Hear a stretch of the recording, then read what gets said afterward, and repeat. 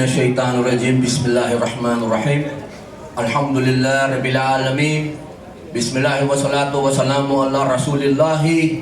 Assalamualaikum warahmatullahi wabarakatuh. Waalaikumsalam. Sumayin niyo po ang kapayapaan. Mga mahal kong kababayan, ito po ang araw na itinakda. Walang iba kundi ang aking kapatid, ang aking pinagmamalaki, ang aking sinasaluduhan, ang bagong Pangulo ng Partido Demokratiko ng Pilipinas, laban si Bastian Duterte! Duterte! Duterte! Duterte! Duterte! Napakasarap pong isigaw ang Duterte. Sapagkat alam po nating lahat, batid nating lahat, naramdaman nating lahat ang pagbabagong dinala ni Tatay Digong. Hindi po tayo nandito para makipagbulahan. Hindi po tayo nandito para sumipsip.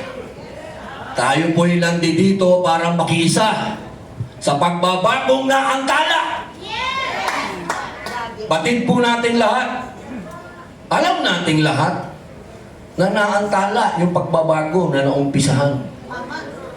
Ngayon, nakikita po ninyo, lahat ng sinabi ni Pangulong Rodrigo Roa Duterte, lalong-lalo na yung gera sa Middle East, nangyayari na ngayon.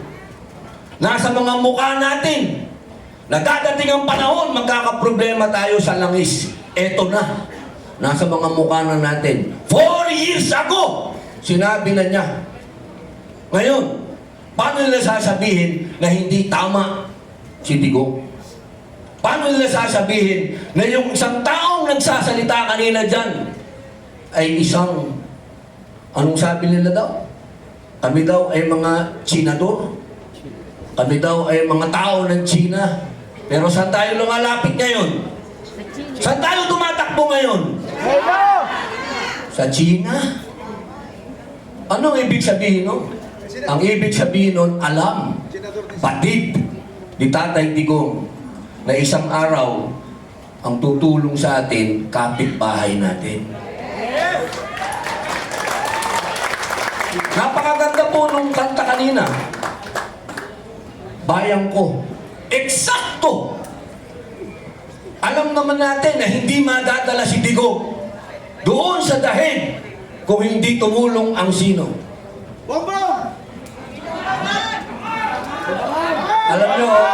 Alam nyo kung Pilipino lang, hindi natin kaya yun. Hindi natin magagawa yun. Tandaan nyo to, hanggat nandito ang kuko ng agila. Sino ba ang agila?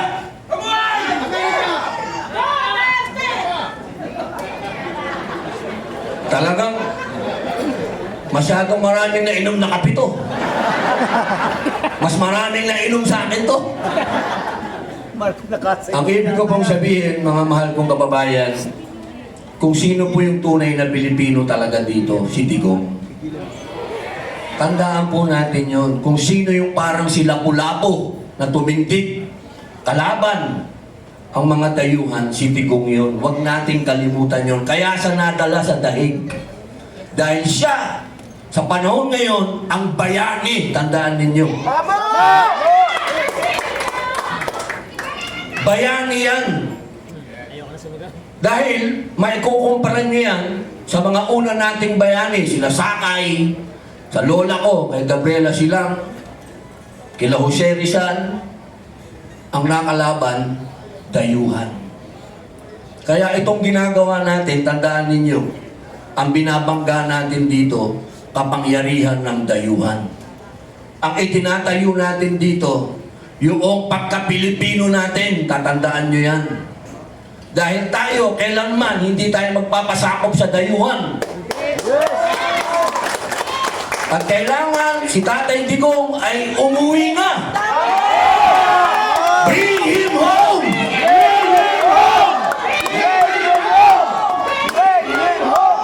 English yan.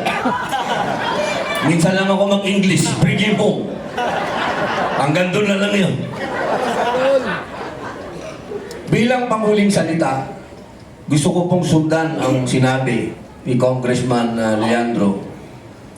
Totoo po yun. Kami po sa Senado, ni Senator Bongo, at ang iba pa pong mga congressman, pinipilit po namin na talagang yung excise tax nagawa na po.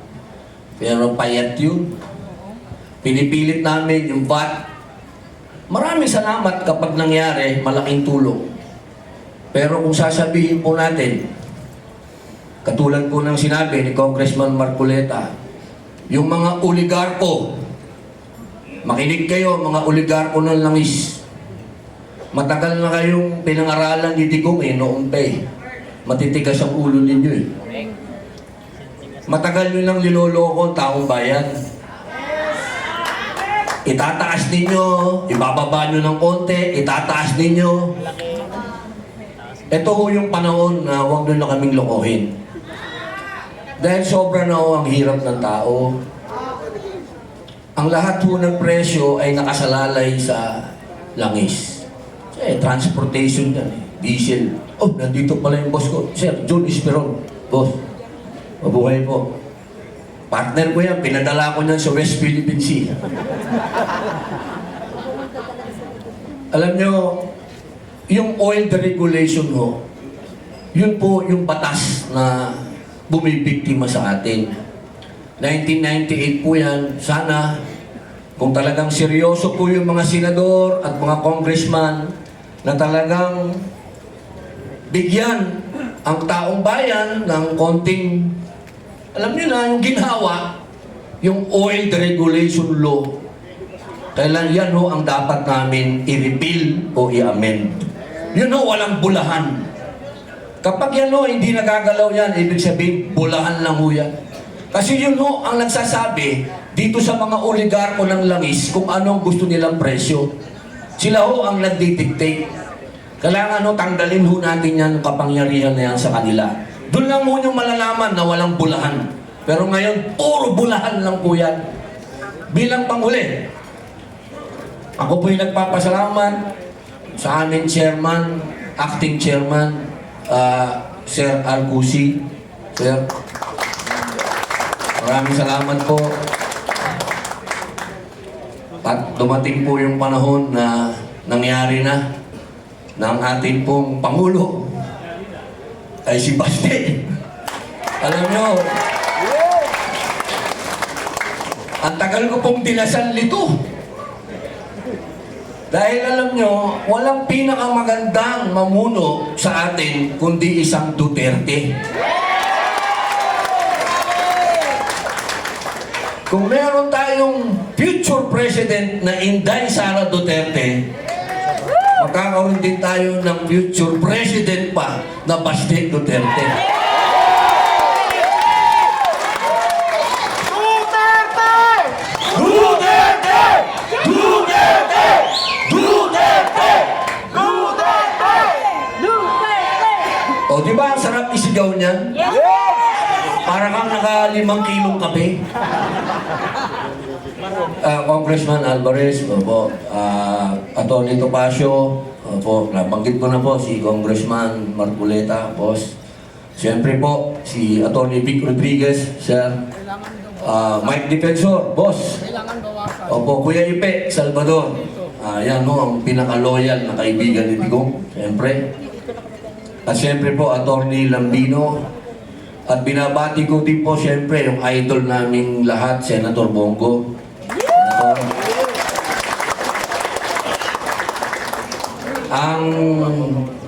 Ito, ipagpapalit ko ang pagiging senador dito, pwede ko ibigay sa kanya. Atty. Jimmy Bondo.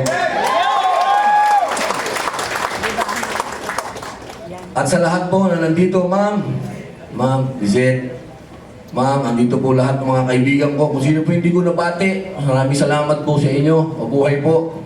Tandaan po ninyo, Ma'am Cathy Binag, tandaan po ninyo, hindi po nasasayang ang oras natin pagkasama natin ng mga Duterte. Hindi po. Dahil tunay po nung panahon ni Digong, naramdaman natin na ang mga Pilipino nakataas ang noo natin. Maraming salamat po. Mabuhay. Okay, thank you so much, Senator Robin Padilla.